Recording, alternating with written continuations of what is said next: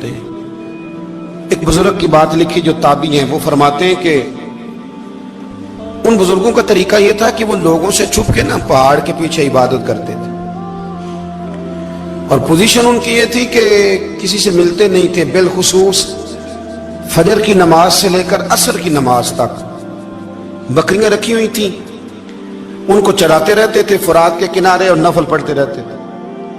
اس وقت کو ملنے بھی نہیں آتا تھا۔ ایک شخص بڑی دور سے ان کی شہرت سن کے آیا، میں نے تو ملنا ہے۔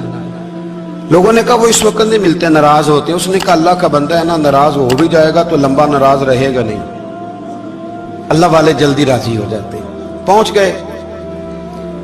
اب وہ بابا جی نماز پڑھ رہے تھے تو کہتے میں نے عجیب منظر دیکھا کہ بابا جی فرات کے کنارے نماز پڑھ رہے ہیں اور ایک بھیڑیا ان کی بکریوں کی حفاظت کر رہا ہے۔ کہتے میں حیران رہ گیا کہ بھیڑیا تو بکریاں کھایا کرتا ہے اور یہاں چرا رہا ہے۔ کہتے میں جب گیا تو بابا جی نوافل میں مشغول تھے، مجھے دیکھ کے کہنے لگا اس وقت کیوں آئے؟ میں نے کہا حضور اگر آئے گیا ہوں تو پھر مہربانی کرے قبول فرما لیں۔ میں بیٹھ گیا تو میں نے کہا حضور یہ بھیڑیا بکریاں چرا رہا ہے، بھیڑیا اور بکریے کی صلح کب سے ہو گئی؟ تو فرماتے ہیں لمبی تقریر نہیں، ہلکا سا جملہ۔ فرمانے لگے جب سے بکریوں کے مالک نے رب سے صلح کر لی ہے نا، تب سے بھیڑیوں نے بھی بکریوں سے صلح کر لی ہے۔ بکریوں کے مالک نے رب سے صلح کر لی، گناہ چھوڑ دیے، اس کی فرما برداری میں آ گئے۔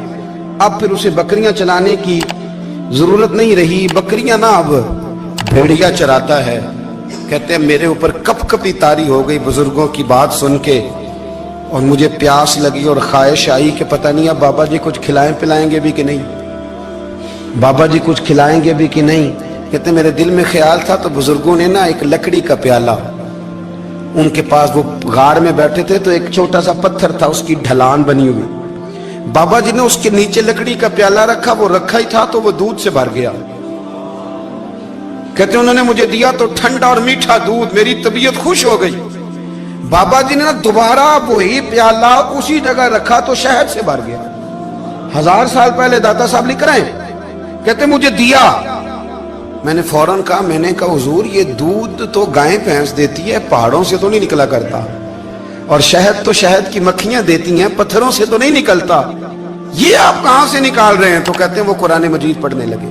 وَإِذِ اسْتَسْقَى مُوسَىٰ لِقَوْمِهِ، جب موسیٰ کی قوم نے ان سے پانی مانگا، فرمانے لگے موسیٰ کی نافرمان قوم پانی مانگے، حضرت موسیٰ پتھر پہ ڈنڈا مارے تو اللہ وہاں سے 12 چشمے جاری کر دے۔ جو رب حضرت موسیٰ کی نافرمان قوم کے لیے پتھر اور پہاڑوں سے چشمے نکال دیتا ہے نا، وہ محمد عربی کے غلاموں کے لیے پتھر اور پہاڑوں سے دودھ اور شہد بھی نکال دیا کرتا ہے۔ وہ بزرگ کہنے لگے بس بات یہ ہے کہ آج بھی ہو اگر ابراہیم کا ایمان پیدا تو آگ کر سکتی ہے انداز گلستاں پیدا۔ کہنے لگا حضور پھر میرے لیے بھی دعا کریں۔ آپ فرمانے لگے پھر دعا نہ کرا تو مدینے والے کی غلامی شروع کر، تو نبی کریم کی غلامی شروع کر، تو رسول پاک کی غلامی شروع کر۔ ایک بات علم، پھر فرمایا اللہ رسول سے محبت، پھر فرمایا حضور کی غلامی۔ اس سے سارے مکاشفات کھلیں گے، اس سے سارے مشاہدات کھلیں گے، اسی سے کرامتیں ملیں گی، اسی سے مقبولیت ہوگی، اسی سے اللہ نبی کی بارگاہ میں درجہ ملے گا۔ پھر داتا صاحب آگے بڑھتے اور داتا صاحب فرماتے ہیں صوفیاء کی ایک جماعت ہے جو کہتی ہے ہم نے تو کبھی اپنی زبان پر دکھ بیان ہی نہیں کیے، ہر شے اپنے رب رسول کے حوالے کر دی، ہر شے اللہ رسول کے۔ اور داتا صاحب کہتے ہیں کچھ ایسے بھی ہیں جو دعا بھی نہیں مانگتے، لوگوں کے لیے مانگتے ہیں، اپنے لیے نہیں مانگتے۔ آپ دعا کیوں نہیں مانگتے؟ تو کہتے ہیں اللہ کو تو پتہ ہی ہے ہمیں کیا چاہیے، اسے تو پتہ ہی ہے۔ ایک بزرگ کی بات لکھی ہے داتا صاحب نے، میری جماعت میں نا مزاج ہے کرامتوں کا، مجھے وہ ساری باتیں بھی آتی ہیں کہ ایک بندہ کراچی سے آیا، داتا صاحب حاضری دی تو اس کی لاٹری نکل آئی، یہ بھی مجھے آتی ہے، لکھی پڑھی ہے میں نے، کتابوں میں ہے یہ بھی۔ ایک بندہ، یہ ساری باتیں نا آتی ہیں کرامتوں میں، بڑی ساری چیزیں لوگ بیان کرتے ہیں کہ میں وہاں آیا اور میں نے حاضری دی تو موج لگ گئی، یہ ساری باتیں آتی ہیں۔ ہمارے پرانے بزرگ اور بھی قصے سنایا کرتے تھے، ساری ہمیں چیزوں کا پتہ، پر جو عنوان ہے نا وہ حضرت شیخ ابو نور کہتے ہیں کہ ایک بندہ داتا صاحب کے مزار پہ گھوم رہا تھا، داتا 10 روپے دے، 10 روپے دے، 10 روپے دے، تو ایک بندہ بڑی دیر سے اسے دیکھ رہا تھا، وہ کہنے لگا داتا نے تجھے کیا دینا ہے، ادھر آ میں دوں۔ اس نے 10 دیے، बंदा बड़ा हसीन था, हंस पड़ा, कहने लगा दाता तेरे भी सदके जाऊं। दिन आने लगा तो मुनकर से ही दिलवा दिए, जो नहीं मानता उसी से दिलवा दिए। वो बड़ा परेशान हुआ, मैं और चक्कर में था, इसने मेरे ऊपर ही जड़ दी है बात। कहने लगा दाता तेरे सदके जाऊं। तो ये सारी बातें किताबों में मौजूद है, लोगों ने अपने अपने मुशाहिदात जो जिसके साथ पेश आया उसने बयान किए हैं। बहुत सारी बातें काबिले बयान हैं, पर जो उन्वान है मैं उस पर रहना चाहता हूँ। दाता साहब रहमतुल्लाह अलैह फरमाते हैं, हमारी तालीमात हैं कि अपने दुख दर्द दुनियादारों से बयान नहीं करने, सवाल का दरवाजा लोगों के सामने खोलना अल्लाह वालों से कहेंगे कभी कहना होगा तो दुनियादारों से कहना। कहते हैं शेख अहमद नाम के बुजुर्ग थे, सारी जिंदगी किसी को काम नहीं बताया, सारी जिंदगी बड़ी मुश्किलात आई, पर कभी अपनी जात पर सवाल का दरवाजा नहीं खोला। एक ऐसी मुश्किल आई कि जो हल ही नहीं होती थी। किसी ने उन पर कोई इल्जाम लगा दिया। अबू मुस्लिम नाम का एक बादशाह था, उसकी हुकूमत थी, उसने पकड़ के कैद में डाल दिया। अब कैद में है, जुर्म लग गया है, फर्दे जुर्म आयद हो गई है, जेल में है। लोग कहने लगे हजरत जी अपनी सफाई में कुछ कहें, पर मानने लगे सारी जिंदगी बंदों से कुछ नहीं कहा। अल्लाह रसूल को पता है मैं बेगुनाह हूं, मुझे कहने की जरूरत नहीं। दाता गानी बख्श अली हजवेरी ने लिखा है, दाता साहब कहते हैं तू यकीन कामिल तो पैदा कर, तू ईमान तो पुख्ता कर। दाता साहब कहते हैं वो अबू मुस्लिम जो बादशाह था वो नेक आदमी था, उसे रात को ख्वाब में नबी करीम की ज़ियारत नसीब हुई और हुजूर सैयद आलम सल्लल्लाहु अलैहि वसल्लम फरमाने लगे तूने अल्लाह का एक नेक बंदा जेल में डाल दिया, डर नहीं आता, वो तो बेगुनाह है। बादशाह आधी रात को खुद उठा। दादा साहब फरमाते हैं किसी गार्ड को नहीं भेजा, पुलिस वाले को नहीं भेजा, जेलर से नहीं कहा, खुद गया, जाके जेल का दरवाजा खोला, दरवाजा खोल के उस दरवेश को आजाद किया। कहने लगा बाबा जाओ, मुझे पता चल गया आप बेगुनाह है। बाबा जी सलाम करके जाने लगे तो बादशाह फिर आगे आया, हाथ बांधे, हाथ चूमे, कहने लगा हुजूर आप बड़े नेक हैं, मेरे लिए कोई हुक्म हो तो बताइएगा, मेरे लायक को खिदमत हो तो बताइएगा। तो शेख अहमद फरमाने लगे तुझे अभी भी समझ नहीं आई, तुझे अभी भी नहीं समझ आई। कहने लगा हुजूर क्या? फरमाने लगे जो तहज्जुद के वक्त तुझे उठा के मुझे रिहा करने भेज सकते हैं वो मेरी कोई जरूरत बाकी रहने देंगे? मुझे कोई जरूरत पड़ेगी किसी और को कहने की? जो तहज्जुद के वक्त तुझे उठा के भेजते हैं कि जा खोल जाके दरवाजा, वो जरूरत रखेंगे? मेरी जरूरत मुझे रहेगी कि मैं तुझे और कोई काम, अभी भी तुझे समझ नहीं आई? तो दाता अली अजमेरी रहमतुल्लाह अलैह फरमाते हैं असल में हमारी तबीयत है, हमने बंदों से दिल लगा लिया है। दिल अल्लाह रसूल से लगाओ, किसी बंदे से लगाना तो उससे लगाओ जो अल्लाह वाला हो।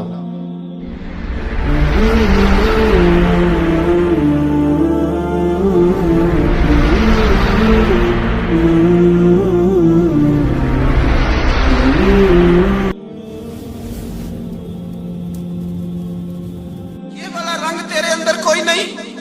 अबू सुफियान आए उन दिनों जिन दिनों हालात बड़े कठिन थे, इख्तलाफ शिद्दत का था। अबू सुफियान आए हुजूर की बारगाह में। आए किस लिए? मक्के में कहत पड़ गया है, बारिश नहीं होती। उधर उस समामा बिन असाल यमामा कबीले के सरबराह कलमा पढ़ के मुसलमान हो गए। सारी गंदम उस कबीले से आती थी। समामा कहने लगा तुम मेरे मुस्तफा को नहीं मानते, कोई गंदम नहीं, भाग जाओ। एक बारिश कोई नहीं, दूसरी गंदम कोई नहीं। अबू सुफियान तड़प के दरे रसूल पे हाजिर हुए। अभी थोड़े दिन गुजरे हैं, ओहद में हुजूर के दांत शहीद किए। अभी थोड़े दिन गुजरे हुजूर को सताया है। अभी थोड़े दिन गुजरे हजरत अमीर हमजा का कलेजा निकाल के चबाया है। अभी थोड़े दिन गुजरे हजरत अनस बिन नजर की गर्दन काटी।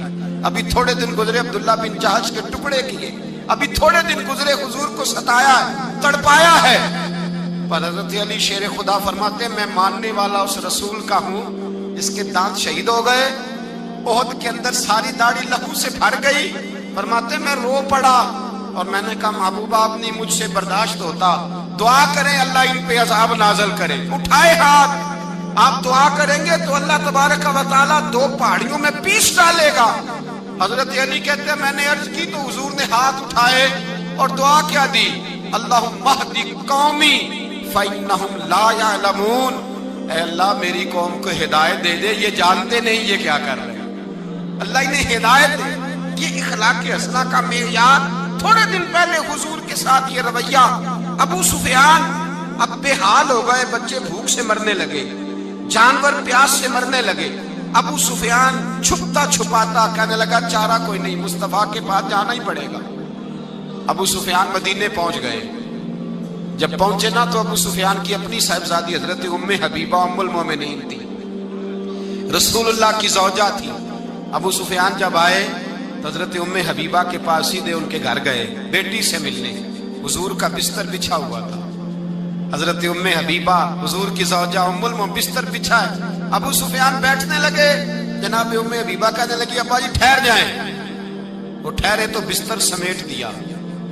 کہنے لگے بیٹی شاید تیرے گھر میں کوئی قیمتی بستر نہیں, غربت چھپانے کے لیے بستر سمیٹ رہی ہو. جناب ام حبیبہ کہنے لگی ابا تو مسلمان نہیں نہ ہوا, ابھی تیری سوچ کافروں جیسی ہے. تو یہاں آ کے کھڑا ہونا جہاں میں کھڑی ہوں, پھر تجھے رسول اللہ کی محبت کے رنگ کا پتہ چلے. تو ابھی کھڑا وہاں ہے جہاں تجھے کفر ہی کفر سنائی اور سجائی دیتا ہے. بستر اس لیے نہیں